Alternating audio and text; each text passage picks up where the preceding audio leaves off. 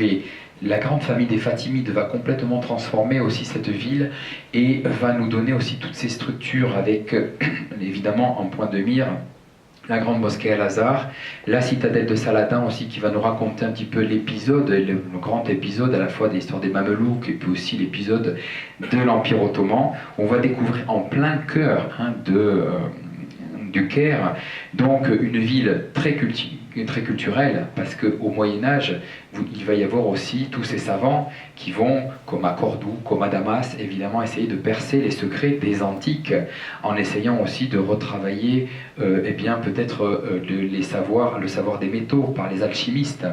La traduction aussi des textes anciens qui s'étaient perdus, notamment par l'incendie de la grande bibliothèque, mais tous ces savoirs qui s'étaient perdus. Donc aussi une architecture très intéressante qui là nous plonge à la croisée du monde arabique, le monde arabe, le monde aussi persan et le monde ottoman. Donc évidemment, parce que c'est à la croisée du monde méditerranéen, de la mer Rouge, du croissant fertile. Donc à l'intérieur, de façon très contemporaine, des scènes aussi vraiment typiques que vous allez pouvoir découvrir dans le souk aussi. Des scènes que je vous présente ici à la volée, au petit matin, où vous allez avoir à la fois les odeurs des épices, du pain chaud le matin, de la harangue de différents marchands. Donc c'est une ville vraiment étonnante, énorme bien sûr, que vous allez découvrir donc au cours de ce voyage. Et bien sûr, à partir du Caire, vous allez bien sûr aller vers le plateau de Giza, mais avant d'arriver au plateau de Giza, vous allez faire un arrêt donc dans ce musée qui est passionnant. Peut-être pour certaines personnes un petit peu poussiéreux, un petit peu, je dirais, à l'ancienne, parce que c'est un musée historique, c'est un musée qui est ouvert au début du XXe siècle, mais quel musée où vont se croiser évidemment la grande école française d'égyptologie, la grande école italienne aussi, parce que les Italiens ont été très importants dans la découverte aussi des grands sites, l'école allemande qui est très importante aussi, et puis aussi l'école anglaise. Dans cette collection qui se retrouve sur 2 étages, quelques 168 000 pièces de collection, dont le grand défi justement de pouvoir déplacer vers le nouveau musée, donc qui se trouvera du côté de Giza. Donc près des pyramides. Et pour moi, il n'est pas question évidemment de vous présenter toutes les collections, mais quand on imagine évidemment l'Égypte, quand on s'imagine, parce que nous avons tous une image de l'Égypte, eh bien c'est cette Égypte classique, antique, là par exemple le summum de l'art du Nouvel Empire avec celui du jeune donc Toutankhamon, qui va mourir aux alentours à 20 ans. On le représente ici, tout à fait idéalisé, bien sûr, parce que les Égyptiens, les Grecs, toutes ces civilisations antiques, n'avaient pas encore représenté le portrait. C'était des visions qui étaient tout à fait idéalisées. Mais une population qui va commencer et qui va entrer, qui va se situer comme héritier aussi quelque part des savoirs de l'Égypte ancienne, c'est aussi quand même les Romains qui vont perpétuer la momification, mais qui vont instituer pour la première fois dans l'histoire de l'art le portrait.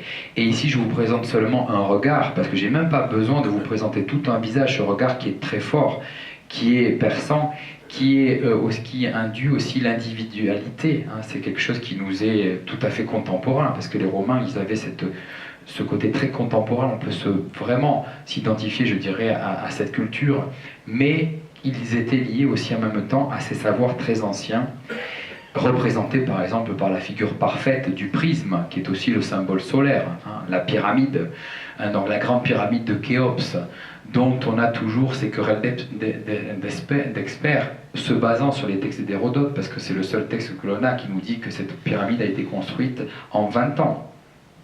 Mais il y a eu d'autres écrits qui se sont perdus, on ne sait pas.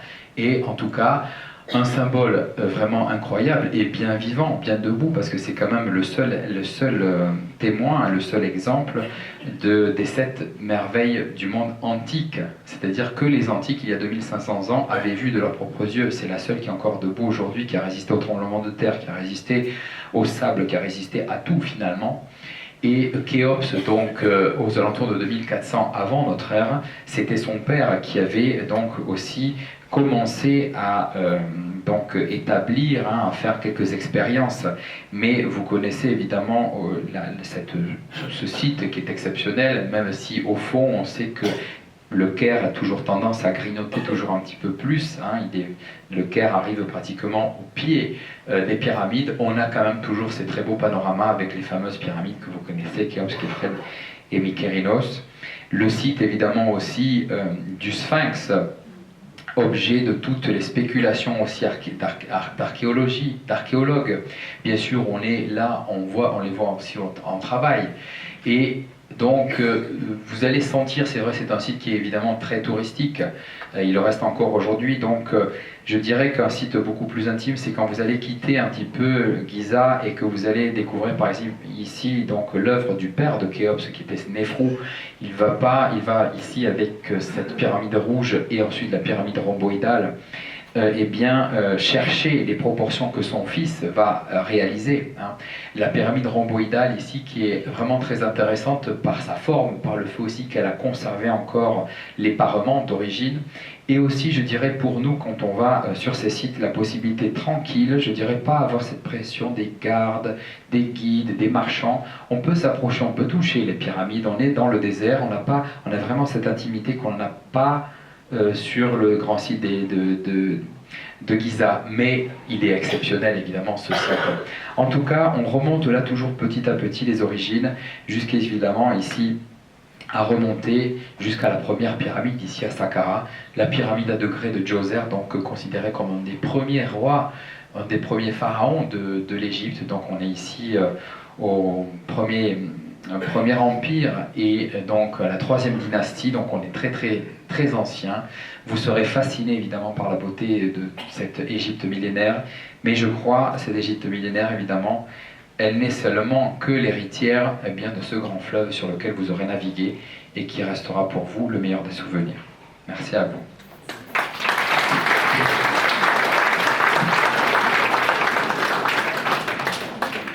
Sans transition, si vous me le permettez, je vous demande de rester attachés, de boucler vos ceintures et de prendre la direction d'un territoire qui, là aussi, on peut dire qu'on connaît, parce qu'on dit toujours j'ai fait, mais on ne connaît jamais assez.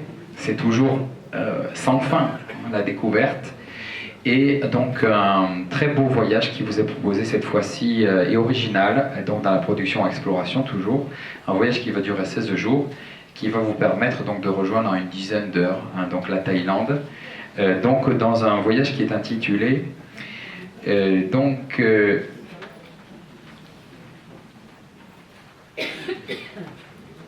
les anciens rizières Thaïlande, anciens rizières et royaumes.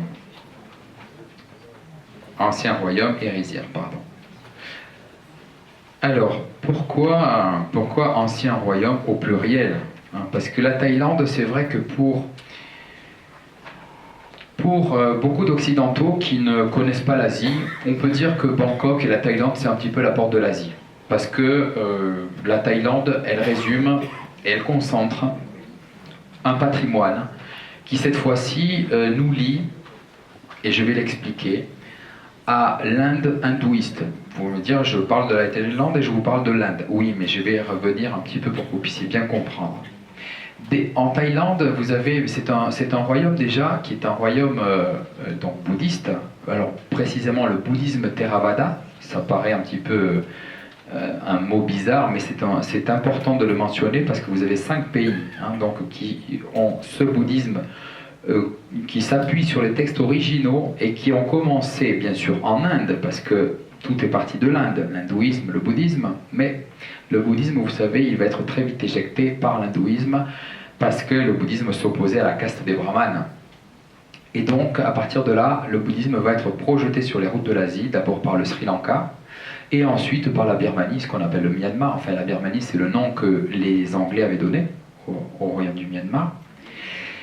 Le royaume du Siam, le Laos et le Cambodge.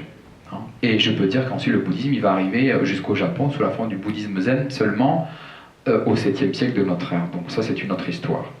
La Thaïlande donc déjà c'est un territoire qui est assez vaste puisqu'il fait pratiquement, la Thaïlande est donc un royaume qui fait presque plus de 500 000 km², donc aussi grand que la France. Population identique, 68 millions d'habitants. Je ne parle pas évidemment de... On ne va pas vous amener à Phuket, à Koh Samui, avec des très belles plages, c'est sûr, mais on va s'intéresser à autre chose. On va s'intéresser, je ne dirais pas à une autre Thaïlande, à la Thaïlande avec les minorités, c'est-à-dire le cœur même du royaume du Siam, parce que les Européens connaissaient ce territoire comme étant le royaume du Siam, avec Bangkok. Mais Bangkok, qui est la capitale actuelle du royaume de Thaïlande, c'est la dernière capitale qui a été formée. Bangkok, elle est devenue capitale à la fin du XVIIIe siècle, et c'était le comptoir maritime sur l'embouchure de la rivière Chao Phraya, c'est le fleuve le plus important de la Thaïlande. C'était le comptoir de la véritable capitale qui était Ayutthaya. Ayutthaya, dont le nom lui-même vient du nom de la ville mythique qui est inscrite dans le Ramayana indien. Donc le Ramayana, c'est la grande épopée indienne, comme on va dire l'équivalent pour notre culture de l'Iliade et l'Odyssée. Le Ramayana dans lequel en fait va s'affronter le roi Rama contre les puissances du mal, pour juste faire un petit résumé. Le royaume du Siam va tirer aussi évidemment son héritage de cette Inde millénaire. Ayutthaya, donc, qui va être la capitale véritablement de ce royaume, qui, je dois le mentionner, c'est important aussi de le dire, n'a jamais été soumis à une quelque puissance étrangère. Si je fais référence par exemple à l'Indonésie, qui va être sous la puissance des Pays-Bas, on parle évidemment pour nous, donc l'Indochine, le Vietnam pour la France, et puis l'Inde avec l'Angleterre, le Royaume-Uni. La Thaïlande donc va choisir à ce moment-là, à la fin du XVIIIe siècle, de transférer, donc de faire grossir donc Bangkok, parce que ça a toujours été un royaume assez ouvert vers pas l'Occident, mais je veux dire sur les différentes influences, parce qu'au XVIIIe siècle, quel était le contexte? On avait les Européens justement qui étaient venus se partager ce coin du monde pour les épices. Déjà depuis le XVIe siècle et même avant, il y avait eu les grandes expéditions maritimes qui avaient fait que les Européens, d'abord les Portugais, puis ensuite les Danois, puis surtout aussi les Hollandais vont commencer à faire des comptoirs. Et le royaume du Siam va aussi chercher un petit peu à tirer l'épingle du jeu dans ce contexte géopolitique sur le royaume du Siam. Quand on fait un voyage classique, qu'est-ce qu'on fait? On fait Bangkok, Ayutthaya, à la rigueur Phitsanulok, Sukhothai, bien sûr, Chiang Mai. Et puis, ciao, j'ai vu la Thaïlande. Non. On va, voyez, circuler dans ce territoire, et notamment dans la partie qui représente un tiers de la Thaïlande, qui est le royaume de l'Isan. L'Isan, à partir de Phimai jusqu'à peu près Loei, même entre Loei et Phitsanulok, c'est tout ce territoire dans lequel vivent des populations de culture et de langue laotienne. La Thaïlande, là aussi, c'est un pays qui, on l'imagine un bloc monolithique. C'est en fait l'agrégation d'une culture et une langue thaï et d'une grande minorité de culture laotienne, avec des influences bien sûr au cours de l'histoire avec les Khmers. Donc les Khmers, c'est-à-dire l'ancien territoire du Cambodge. Et tout à fait en gros, un autre royaume, celui de Chiang Mai, qui était la capitale, on a toujours parlé d'un royaume tampon. C'était le royaume de Lana, qui va subir des fortes influences, évidemment, dû à la proximité du Myanmar, c'est-à-dire la Birmanie. J'en reparlerai par rapport aussi à l'architecture. Et évidemment, Chiang Mai ensuite va être englobé dans le territoire de la Thaïlande. Donc la Thaïlande qui va grossir. La Thaïlande, qui est une monarchie constitutionnelle depuis les années 30, mais qui était avant une monarchie absolue, et qui a connu depuis la Seconde Guerre mondiale seulement 2 rois. Donc le roi précédent, qui a régné pendant 70 ans, qui est mort en 2016, et qui a donc laissé la place à son fils. Et c'est pas pour rien, je vous montrerai à Khon Kaen, c'est-à-dire Khon Kaen, au centre même du territoire, on pourrait dire de culture et de langue laotienne, et aussi vous allez découvrir que ce sont des cultures bien sûr hindouistes et surtout bouddhistes, enfin hindouistes au niveau historique et bouddhistes actuellement, mais aussi animistes. Donc je vous parlerai un petit peu aussi de ces populations que vous allez rencontrer dans un voyage tout à fait original. Vous allez faire du vélo, vous allez participer à des cours de cuisine locale, vous allez rencontrer des sanctuaires d'éléphants, notamment dans le nord, pas pour monter dessus, mais pour aussi, pourquoi pas, nager, enfin vous baigner avec. Vous allez faire aussi ce qu'on appelle, ça c'est une nouvelle notion dans le tourisme, le glamping. Qu'est-ce que c'est le glamping? Vous savez pas? Vous savez pas? C'est la fusion de 2 mots, glamour et camping. Bon, c'est pour désigner en fait du camping de luxe, mais parce que c'est vrai que quelquefois quand on fait du camping, c'est pas très glamour, mais voilà. Donc en tout cas, c'est du camping de luxe dans le magnifique parc de Khao Yai, parce que dans ce voyage, vous n'allez pas faire seulement des pagodes, des pagodes, des pagodes, pas du tout. Vous allez voir comme dans un buffet, hein, un buffet où vous avez plein d'assortiments, à la fois le patrimoine bâti, le patrimoine naturel, le patrimoine ethnique, le patrimoine culinaire, et vous allez évidemment participer à tout cela, hein, dans un voyage tout à fait original qui va vous amener ensuite découvrir tout à fait au nord eh bien, la magnifique ethnie des Lissous. Hein, donc les Lissous et aussi des paysages magnifiques, pas seulement que des rizières, mais aussi des paysages de plantations de thé qui nous connectent cette fois-ci avec la grande civilisation chinoise. Un voyage de 16 jours, et volontairement je ne vous présente pas Bangkok avec ses grandes tours et sa vie trépidante, mais on va vous propulser directement dans le poumon vert de Bangkok, Bang Krachao, en fait, qui nous rappelle un petit peu comment cette ville, ce comptoir, hein, c'est à l'origine, va grossir dans cet environnement tropical. Je rappelle évidemment que la Thaïlande donc, se trouve au sud du tropique du Cancer, un climat qui est relativement humide, mais on peut visiter la Thaïlande toute l'année, même si vous avez un pic des pluies qui commence à partir du mois de juin. C'est aussi un moment très important pour différents festivals, dont je vous parlerai aussi un petit peu plus loin. Parce que et dans ces pays, même si c'est un pays économiquement qui est totalement connecté, qui fait partie aussi des pays les plus dynamiques de l'Asie du Sud-Est, le territoire de l'Isan, qui ne fait souvent pas partie des voyages, mais qui est inclus là dans ce voyage, va vous permettre de connaître un rythme de vie, ce rythme de vie des paysans qui vivent toujours au rythme des 2 récoltes de riz par an, qui ont des façons de vivre ancestrales, hein, donc qui sont vraiment complètement différentes de l'image, je dirais presque galvaudée de la Thaïlande que l'on peut avoir aujourd'hui. Hein. Parce que ça existe, bien sûr, mais la Thaïlande, c'est pas que Phuket, c'est pas que le Triangle d'Or, c'est pas que ça, bien sûr. C'est un territoire immense. Bien sûr, à Bangkok, dans les Klang, vous allez vous familiariser avec les fameux marchés flottants. Ces marchés, cette culture évidemment du commerce qui caractérise particulièrement le Moyen-Orient, l'Asie bien sûr, qui a fasciné les Européens depuis l'Antiquité, puisqu'on sait que les Antiques, ils faisaient du commerce. La route des épices, elle est ancienne, la route de la soie, elle est ancienne bien sûr.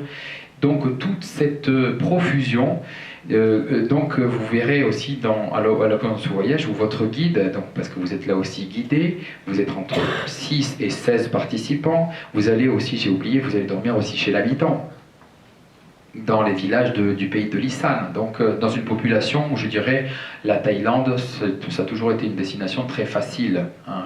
Je veux dire que ce soit pour le touriste individuel, pour les petits groupes, pour les plus grands groupes. La seule chose, c'est qu'évidemment, à part quand vous sortez de la grande ville de Bangkok qui est très moderne, Chiang Mai aussi qui est une ville moderne, eh bien, on ne compte pas en kilomètres, on compte en temps, hein, les routes. Ça, c'est comme dans plein de pays.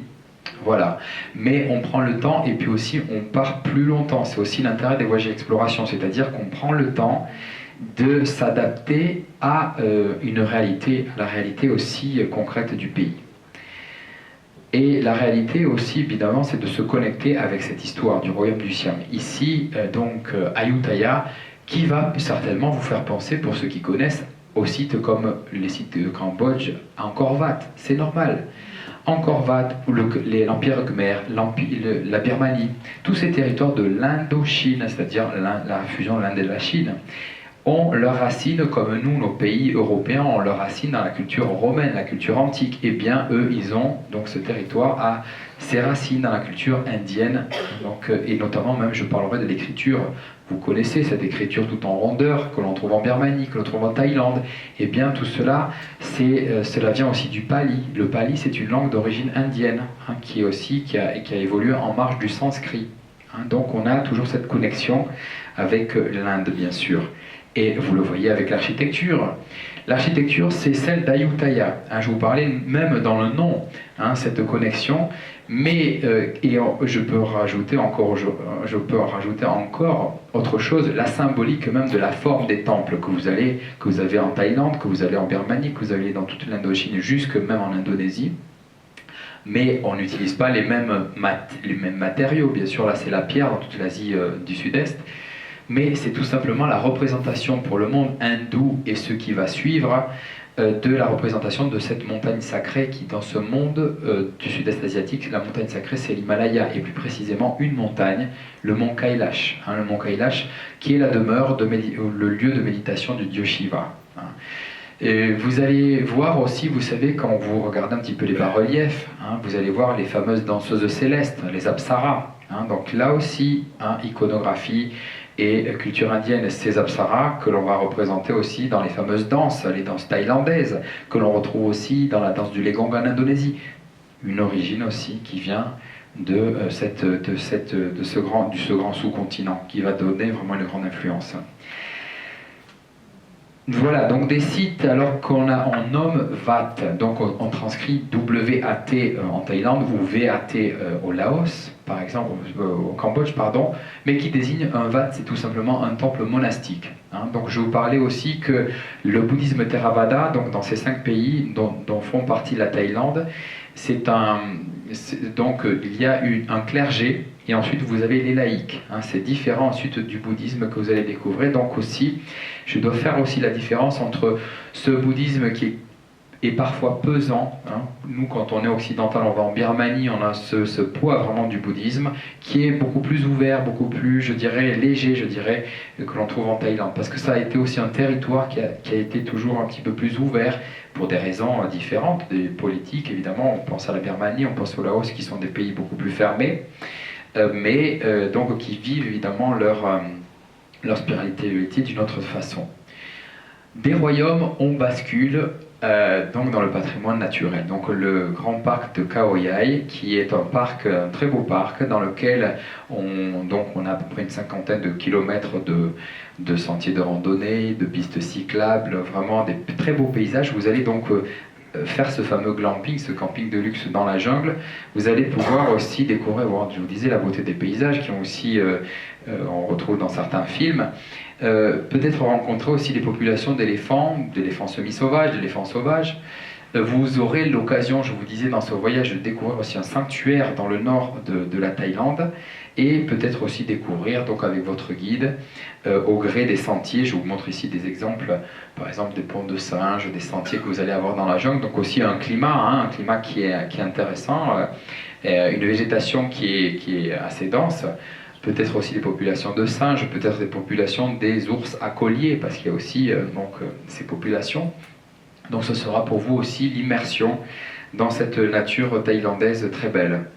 Et donc l'évocation du glamping, hein, donc voilà, une évocation un petit peu, on se sent un petit peu explorateur, on est observateur de cette vie sauvage, très intéressante.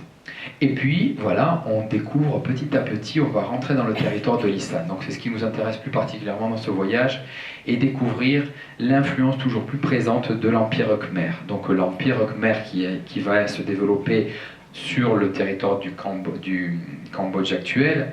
La Thaïlande, en fait, le royaume du Siam va participer à la destruction justement de l'Empire Khmer, notamment d'Angkor Wat. Hein.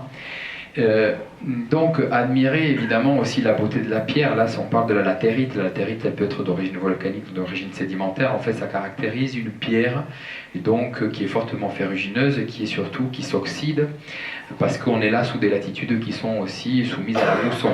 Hein. Donc cette pierre tropicale que l'on trouve un petit peu partout dans ces latitudes.